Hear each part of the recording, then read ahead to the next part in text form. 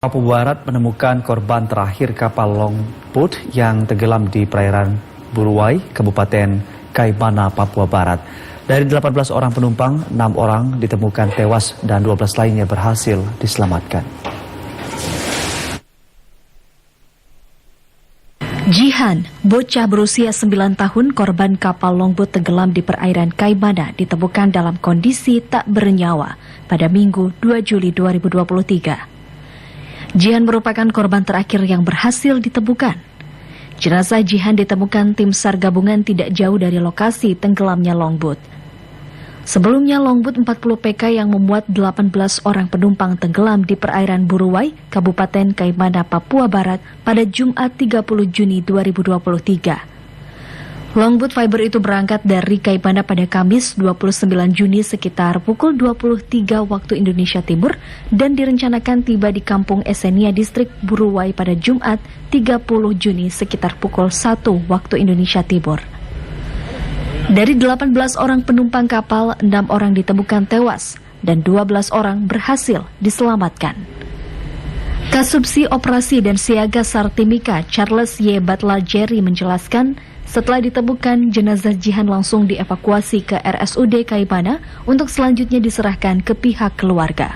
Untuk kecelakaan perahu fiber atau longboat 40 PK yang dari Kaimana menuju ke Kampung Esenia, Distrik Buruwai dengan personel board 18 orang. 12 orang ditemukan dalam keadaan selamat dan 6 orang meninggal dunia. Untuk hari ini, hari kedua, tadi pada pukul 13.50 atau kurang 10 menit jam 2 waktu Indonesia Timur, tim SAR gabungan berhasil menemukan satu korban terakhir yang dicari atas nama Jihan, usia 9 tahun, berjenis kelamin perempuan. Setelah korban ditemukan, dievakuasi. Kasubsi Operasi dan Siaga SAR Timika Charles Y. Batlajeri menyatakan, dengan ditemukannya korban terakhir, maka tim SAR yang terlibat dalam operasi pencarian dikembalikan ke kesatuan masing-masing. Pilot maskapai Susi Air Kapten Philip Mark Martens masih disandra kelompok kriminal bersenjata atau KKB Papua. TNI Polri terus memantau kondisi pilot Susi Air usai diancam akan ditembak.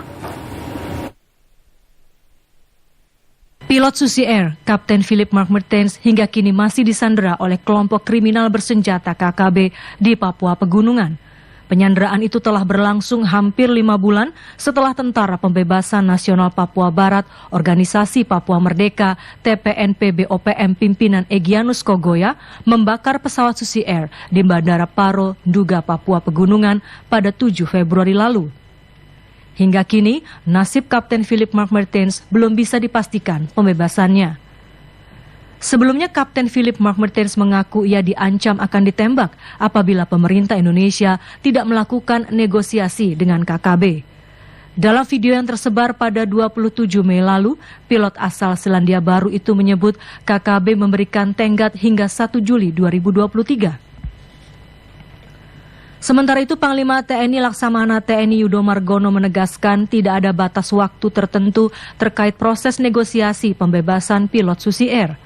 Panglima TNI menyatakan upaya pembebasan pilot Susi Air masih terus dilakukan.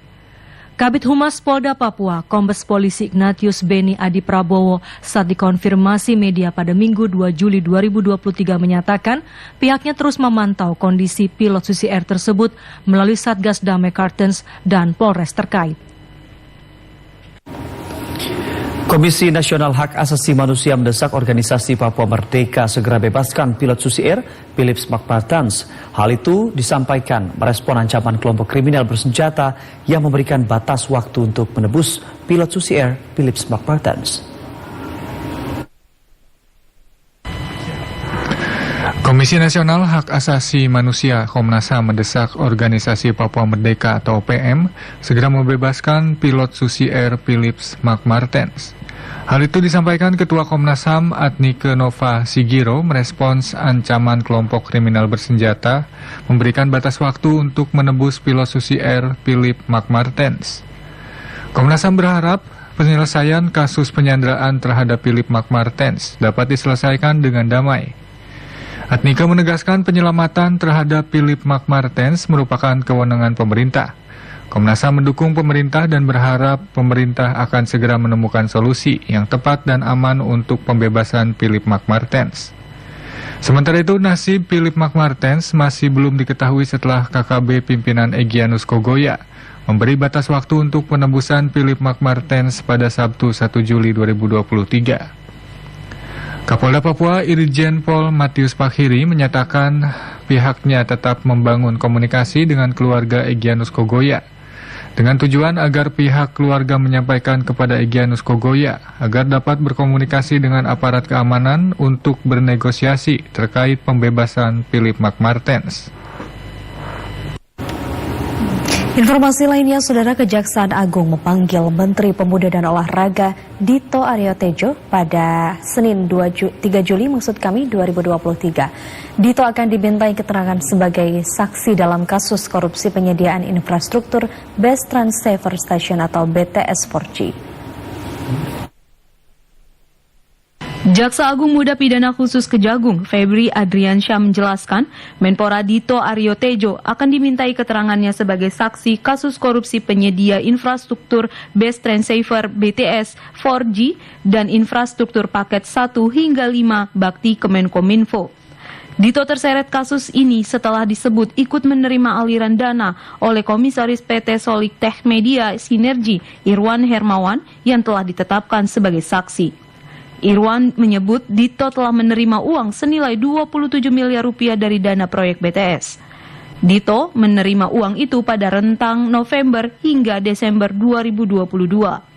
Dalam perkara ini, Irwan Hermawan akan menjalani sidang perdana di Pengadilan Tindak Pidana Korupsi Tipikor Jakarta pada Selasa 4 Juli 2023. Saat ini sudah ada 3 tersangka yang menjalani persidangan. Ketiga tersangka itu adalah mantan Menkominfo Joni J. Plate, mantan Dirut Bakti Kominfo Anang Ahmad Latif, dan tenaga ahli HUDEF Universitas Indonesia Yohan Suryanto. Selain korupsi, Dirut Bakti Anang Latif juga didakwa dengan pasal 3 subsidiar pasal 4 Undang-Undang Nomor 8 Tahun 2010 tentang pencegahan dan pemberantasan tindak pidana pencucian uang. Komisi Pemberantasan Korupsi akan ke Papua untuk mengklarifikasi pembelian makan dan minum Gubernur Nonaktif Papua Lukas NMB. Gubernur Nonaktif Papua itu menghabiskan 1 miliar rupiah per hari untuk keperluan makan dan minum. Pelaksana tugas Deputi Penindakan dan Eksekusi KPK Asep Guntur menyatakan Gubernur Nonaktif Papua Lukas NMB memiliki kwitansi terkait pembelian makan dan minum 1 miliar rupiah per hari. Namun KPK menilai temuan dana operasional itu janggal karena alokasinya lebih banyak yang bersifat fiktif. Lembaga anti rasuah menilai penelusuran ke lapangan sangat penting. Hal itu bertujuan untuk mencegah adanya penyelewengan dana dengan laporan pertanggungjawaban fiktif. Gubernur Nonaktif Papua Lukas NMB menggunakan anggaran pendapatan dan belanja daerah sebesar 1 triliun rupiah untuk operasional per tahun. Sementara dana untuk makan dan minum sehari tercatat 1 miliar rupiah. Lukas diduga dapat dengan mudah mendapatkan dana tersebut karena membuat peraturan gubernur sendiri untuk melancarkan keinginannya. Peraturan gubernur itu membuat penggunaan dana 1 triliun rupiah untuk operasional Lukas menjadi legal. Sebelumnya KPK telah menyita uang senilai 81,9 miliar rupiah dari tersangka kasus suap dan gratifikasi Lukas NMB. Uang disita dalam bentuk rupiah dan mata uang asing. Selain uang, KPK juga menyita aset Lukas NMB lainnya. Salah satunya 1 unit apartemen di Jakarta senilai 2 miliar rupiah. Saudara, Bareskrim Mabes Polri memastikan telah melayangkan surat pemanggilan kepada pimpinan Pondok Pesantren Al Zaitun, Panji Gumilang. Pimpinan Pondok Pesantren Al Zaitun akan diperiksa hari ini. Dirtipidum Bareskrim Polri, Brigjen Polisi Juhandani Raharjo Puro menyatakan Polri telah melayangkan surat pemanggilan kepada Panji Gumilang terkait polemik Pondok Pesantren Al Zaitun. Namun Bareskrim Polri belum dapat memastikan pimpinan Pondok Pesantren Al Zaitun itu kooperatif memenuhi panggilan atau tidak pada Senin 3 Juli 2023. Pihaknya telah melakukan pemeriksaan terhadap pelapor dan sejumlah ahli. Dirtipidum Bareskrim Polri itu juga menilai pihaknya sudah bergerak cepat mengusut kasus tersebut sesuai arahan Menteri Koordinator Politik Hukum dan Keamanan Mahfud MD. Polri menjadwalkan pemeriksaan terhadap Panji Gumilang pada Senin 3 Juli 2023. Hal ini dilakukan untuk mengklarifikasi dugaan penistaan agama. Undangan klarifikasi dilayangkan setelah Barreskrim meminta keterangan dari pelapor, sejumlah ahli dan pihak Majelis Ulama Indonesia hingga Kementerian Agama. Pemilik pondok pesantren Al-Zaitun di Indramayu, Jawa Barat, Panji Gumilang dilaporkan ke Polri atas dugaan penistaan agama. Tercatat terdapat 2 laporan polisi dengan terlapor Panji Gumilang. Panji dilaporkan oleh Forum Pembela Pancasila atau FAPP pada 23 Juni 2023 atas dugaan penistaan agama. Selain itu, ia juga dilaporkan oleh NII Crisis Center atas kasus yang sama.